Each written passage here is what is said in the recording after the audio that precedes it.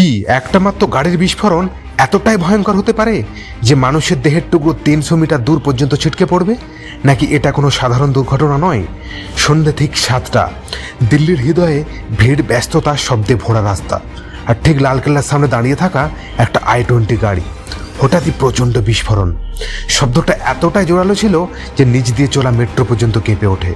মানুষ ভেবেছিল এটা হয়তো কোনো গ্যাস বা সিলিন্ডারের দুর্ঘটনা, কিন্তু পুলিশ পৌঁছানোর পর দেখা গেল সেখানে শুধু ছাই নয়, মানুষের দেহের অংশ চারিদিকে ছড়িয়ে রয়েছে। কিছু অংশ তো 300 মিটার দূরে পর্যন্ত পাওয়া গেছে।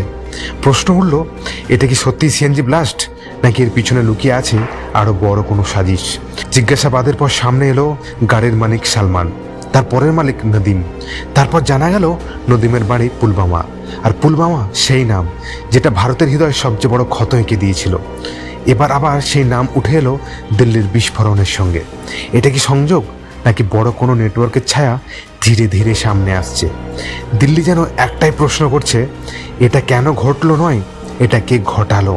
আর হয়তো সেই কারণেই লালকেল্লাকে টার্গেট করা হয়েছিল। জনতার ভিড়, ভারতের সম্মান, দেশের প্রতীক।